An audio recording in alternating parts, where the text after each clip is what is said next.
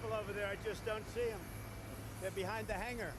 We have to do a lot about forest management. Obviously, forest management in California is very important. The climate crisis. Well, that's up to him. Look, he does agree with me on forest management. You have to understand, when I first started talking about it 3 years ago, nobody agreed with me. Now everybody agrees that forest management's a very important subject. And you can do it beautifully, but if you did manage your forest, and if you removed all of that really dry and just, it's like explosive is the only word. You drop a cigarette on it, you come back a half hour later and you have a forest fire. If you don't have that sitting there, nothing's going to burn. Because the last thing to go are the bases of the trees, because they're soaking wet from the trees soaking up the water.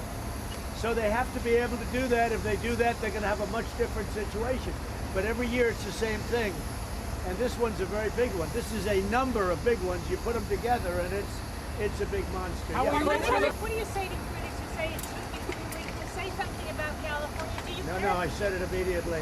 And I spoke. Let me just tell you about your nasty question. I got a call from the governor immediately, and I called him immediately. In fact, he returned my call. And on that call, I declared it an emergency. I gave an emergency declaration. That was immediate. So don't tell me about not doing, because I gave immediate. That included FEMA coming here immediately while it was just starting. FEMA and everything else. So that's a nasty question. How do you feel What is your relationship with Governor Newsom? I think it's very good. We have a good relationship. We're obviously from different sides of the spectrum, but we have a very good relationship. We've worked well, and as I said, as soon as this started, we spoke right at the beginning. And I gave an emergency declaration, and he will tell you that. He thanked me, because a lot of presidents wait for months and months and months. They wait till after it's all over, and then they consider it, and then oftentimes they don't do it. I did it right at the beginning, and I think he'll admit that. Yeah. And, you know, forest management is not only the leaves that have been sitting there for many years that are dry as a bone, but they're also the trees that go over. Anything over 18 months, that is like a matchstick. It's absolutely like a matchstick. And the standing trees, as you know, they're taking in water, they're wet, and they're much harder to catch. So they have to do forest management. They also have to do cuts, 50-yard cuts, so that if you have a section that goes, it's not going to take a whole, 100,000 acres. So you do cuts, and you can do them in ways that look actually very good.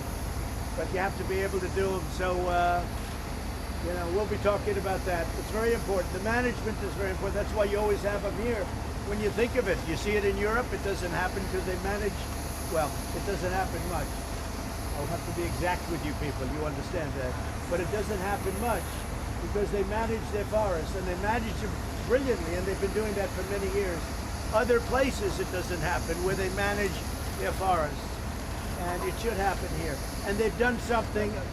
And I will tell you, federal government is now starting to do it in a very big way, but the state has to really do that. That includes the state of Washington, that includes Oregon.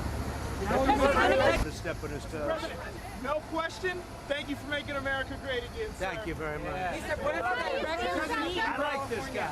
I love you, sir. I don't know who you are, but I like you. I love you.